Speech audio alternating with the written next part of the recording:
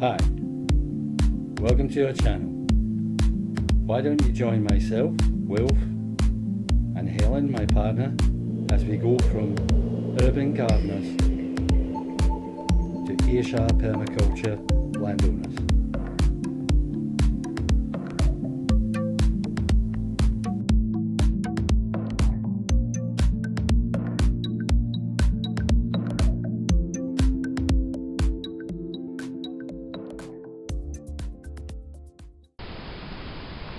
Hi, welcome to our video.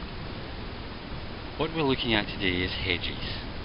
Unfortunately the sound the day we actually filmed this was off, but it's a much nicer day today, so I figured I'd come back around and redo the sound. Now, basically hedges are small scale hedgerows, and they also have a few lessons to learn for permaculture. As you can see, we planted wildflowers under this hedge. It's a standard urban and suburban hedge, and it's golden birch, which is a hedgerow plant. So this works with almost any of the hedgerow trees. That includes ash, hazel, golden birch, silver birch to a certain extent, and some of the things that we're doing. We'll probably be clicking in backwards and forwards from the original film and this soundtrack. Now, when I was clipping back to buds, and this is less than 2 weeks later, and we've got new growth coming up from the top.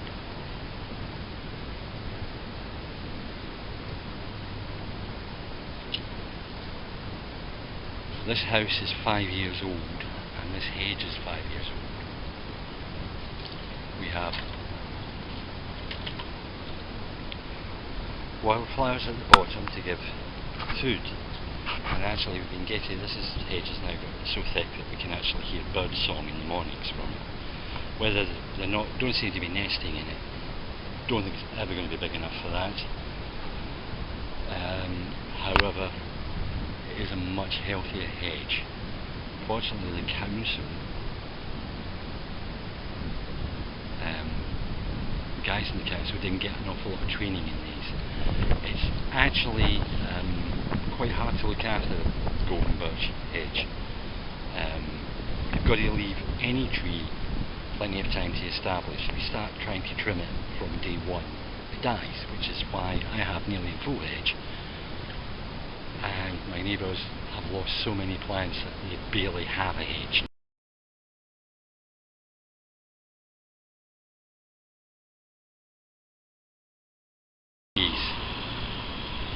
I've got a couple of gaps. One is there, and one is the corner. And I have birch. I've got a seedling underneath there. How we did that was we took a low-lying branch that I let grow along and staked it to the ground and put compost over the top. You either take or won't, and about a year later you come back.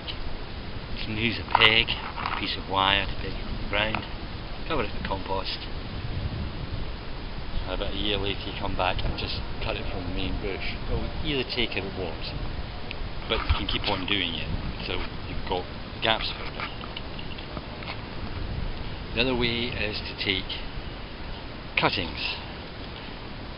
Most trees are better off with hardwood cuttings, which you take in December, and I will be doing a video on that.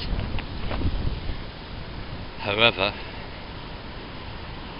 you can take softwood cuttings, although the success rate is rather low. Pruning, you just prune back to a whole load of new buds. Some will come back faster than others. This actually got quite nicely cut back, and I'm probably going to have to wait until next year before we're going to get any growth, but there is still some buds on it. I'm just hoping that's going to be a void.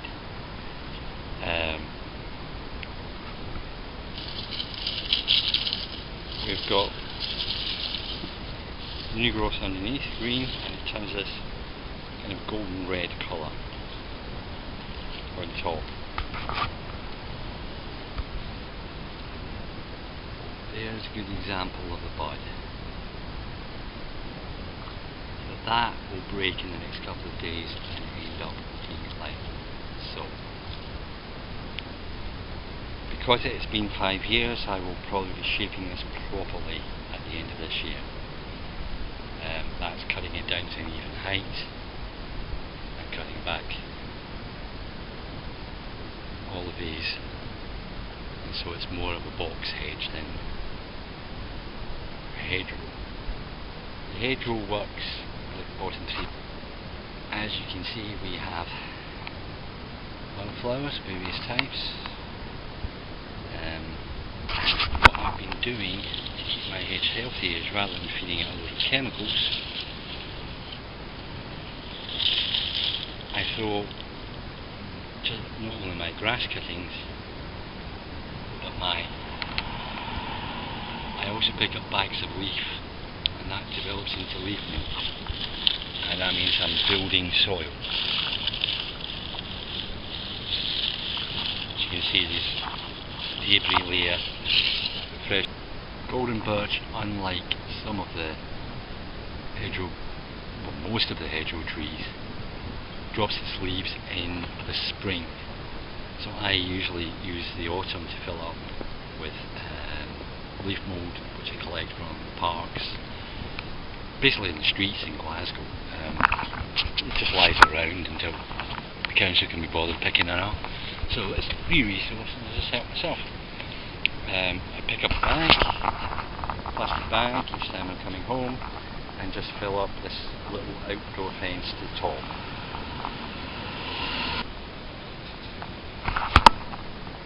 That gives me frost protection for the any seeds that I've dropped from here. You can see here what I mean about the council. The council takes it right back to the soil. There's very little coming up. I have bulbs in there, and I will probably be sprinkling. This is one I didn't catch. Normally they get an enraged hippie screaming at me to stop. Luckily the supervisor got this. Obviously somebody new on the crew, and the supervisor got to them before I did. But that's basically hedges. That's how they work. I'll probably do, once we're on the land and we're actually doing hedging, I will show you how to lay a hedge. This is a lot of the skills that you will need to look after the hedge. You basically want small, twiggy growth, so it's clipping it back regularly. This goes for the food forest as well, clip it back regularly, so it's bushy. So between the mulching, the area above, you've basically got a small subclimate underneath. And as you can see, you can combine things quite well. So you can have flowers and a hedge. The only proviso with that, I would say, is privet. Privet is not a good plant for the UK. I quite like to see it stopping. Hedgerow birds can nest in it, but it doesn't really provide an awful lot of habitat. Hedges like these are far superior, but they do take a bit more looking after. The good thing about privet is that you cut it back and everything is fine.